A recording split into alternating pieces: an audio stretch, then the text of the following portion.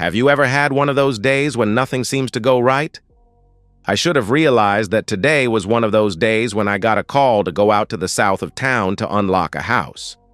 I've always disliked that part of town. It's full of rich snobs who think that the sun shines on their backs 24 hours.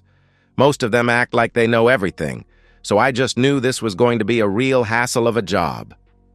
As I rolled up in front of the white McMansion and saw the lady of the house in a terry cloth robe and not much else, I sighed loudly. Yep, this was going to be an absolute nightmare for sure. I stepped out of my truck and grabbed my basic pick and bump key set, hoping against hope that this was not going to be a high-security setup like a multi-lock or Medico. Finally, you're here! I told them I needed someone fast and you took over half an hour. Thank goodness I wasn't dying or anything. I passed a smile on my face, even though I wanted to turn around, get back in my truck and leave. My client, who was doing her very best to impersonate a screech owl, was a fair representation of what I had come to expect of this neighborhood. I would guesstimate the late 30s, had some body work done, definitely too much primping of the face, and she was your basic trophy wife to some 60-year-olds I would hazard to guess. Sorry, ma'am. Got here as quick as I could. Is it the front door you are having issues with? She loudly let me know that it was, so I hurried over to it. Naturally, it was a high-security lock, an angle, which is basically a Chinese knockoff of the multi-lock brand. I silently cursed to myself, knowing that it was going to take at least 10 or more minutes to pick. I sent a short prayer to God and Sonny Jesus that it would go fast and that she would be quiet while I worked. Naturally, they both decided I needed a taste of hell and brimstone. Over the next 20 minutes, I heard a litany of what ground the lady's gears. Her husband was probably cheating, her dog had explosive diarrhea all over the dry cleaning, her son was boffing someone on the football team, and here she was, locked out with an important society event, and wasn't I just taking forever to open a simple lock? I tell you, some days you just shouldn't wake up and go to work. Finally, the last pin tripped and I spun the lock open. She rushed past me into the house, so I went back to my truck and started writing up the invoice. 5 minutes ticked by, then 10, and I'm wondering what the silly woman is up to. I walked up to the door and knocked a few times, but heard nothing. Shrugging, I trotted back to my vehicle, ripped up the invoice, and started another. A total of 45 minutes later, I hear the garage door roll up, and I see that she is coming towards me dressed in what women in this area code call fashion. So, I hand her the adjusted invoice, and she screeches about paying me for the time I waited. What did I expect? Anyway, the rest of the day was on par with the start, so I was more than ready for dinner and time with my wife when my last call was over. I drove home and noticed her car was gone, but I figured she might be at the store or something. I went inside and kicked off my boots, grabbed a cold one, and grabbed some sample locks I had been planning on practicing on. I was almost done with an old Ruco when I heard my wife's car pulling into the driveway. I set it aside and grabbed the old towel I had to wipe my hands on, hoping that she had brought some takeout home because I was starving. I guess when I heard her laughing and what sounded like a male voice speaking in low tones, I should have realized that house-fried rice was unlikely tonight.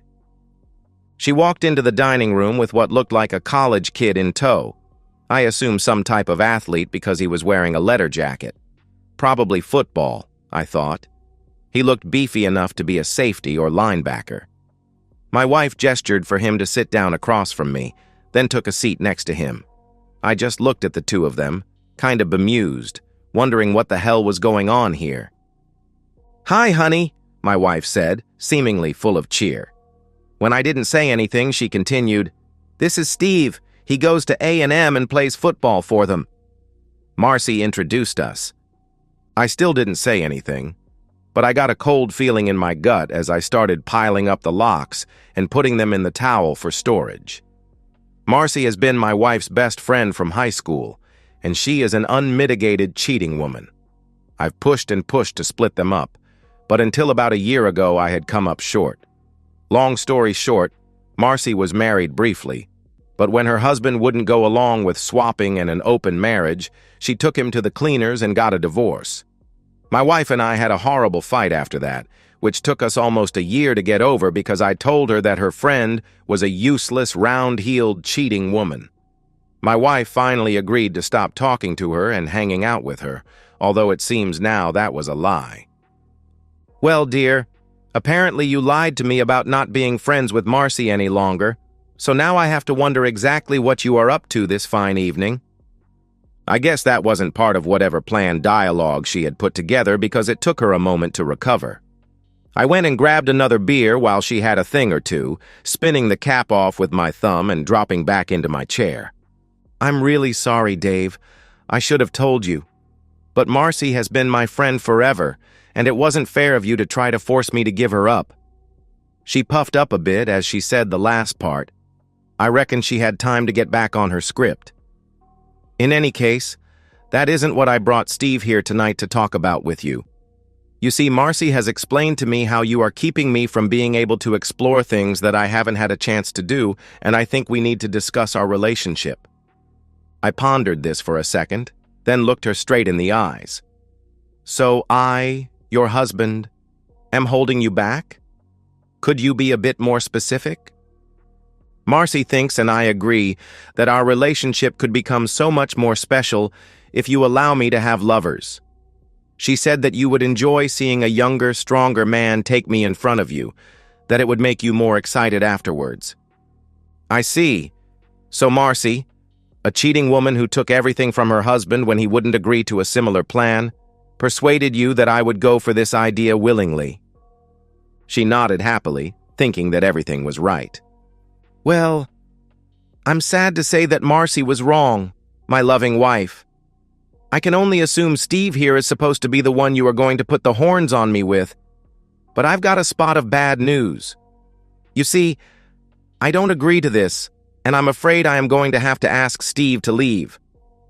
I paused for a second. Now, you can stay or leave with him, as I don't really give a damn one way or the other. If you stay, though, we are going to have a nice long talk about whether or not we are getting a divorce or if you are going to give up your stupid friend. Steve apparently decided that since my wife appeared to be in complete shock, it was now his time to assert himself. Look, dude, I'm going to be with your wife tonight.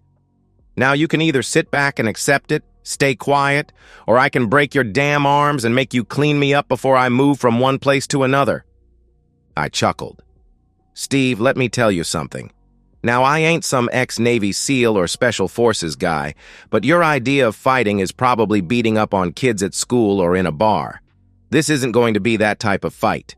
Now, you can come around the table towards me, and the first thing I am going to do is take this towel that I've bundled all these nice locks into, and I am going to try to injure you.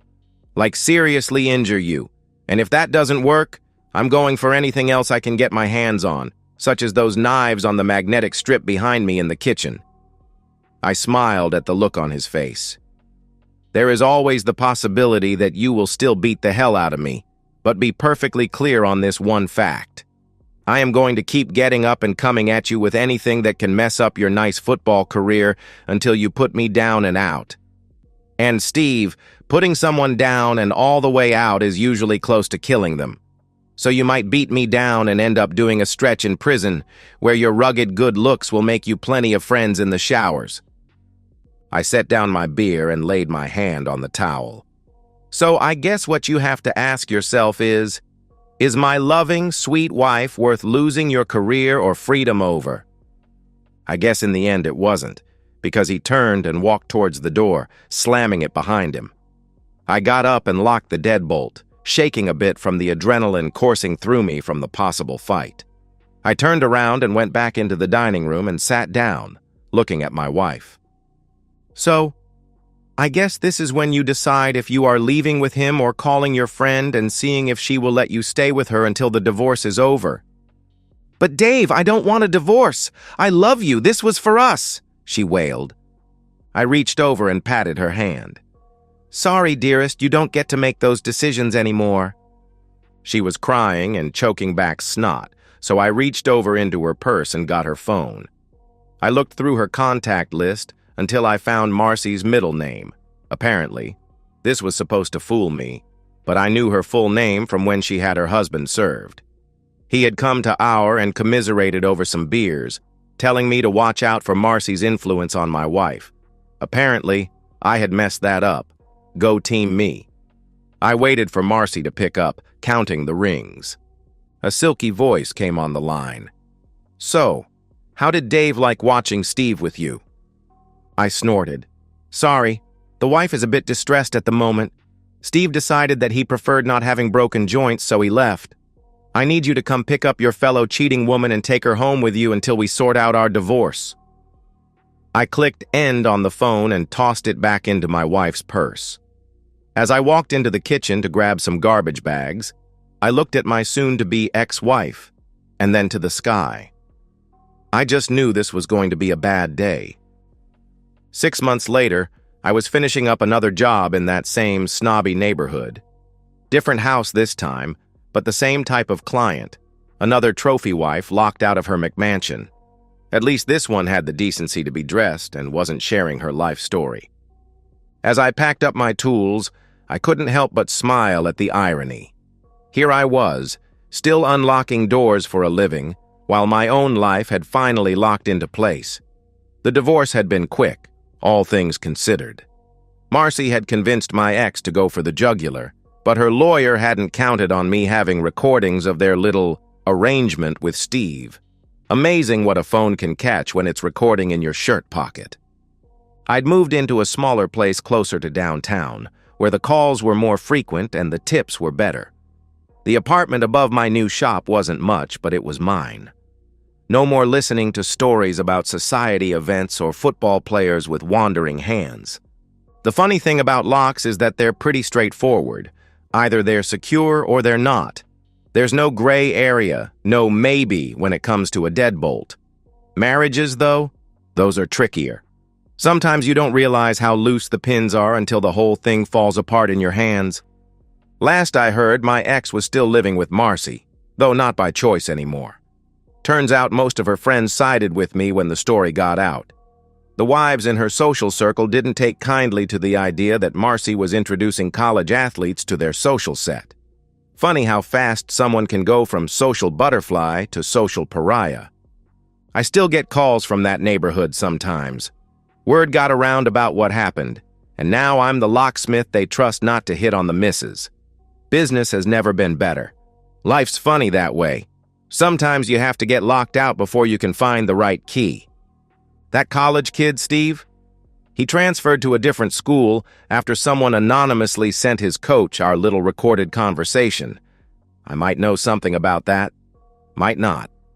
Either way, I heard he's riding the bench at some Division II school now, probably thinking twice about trying to be anyone's bull. These days, when I pack up my tools after a job, I don't dread going home anymore. My new place is quiet, sure, but it's honest. Just me, my locks, and a fridge full of cold ones. Some people might call that lonely, but I call it peaceful. After all, the best security system in the world can't protect you from the people you trust. I learned that the hard way. Still, every now and then, when I'm picking a particularly stubborn lock, I think about that day and smile. Sometimes the worst days of your life turn out to be the best things that could have happened to you. They're like those high-security locks. They might take a while to get through, but once you do, everything clicks into place. And that's the end of today's story. If you enjoyed it, please give this video a thumbs up and drop a comment below. Your support helps the algorithm push my content further. If you're new to the channel, don't forget to hit that subscribe button. It really helps me keep creating more stories for you. Thanks for watching, and I'll see you in the next one.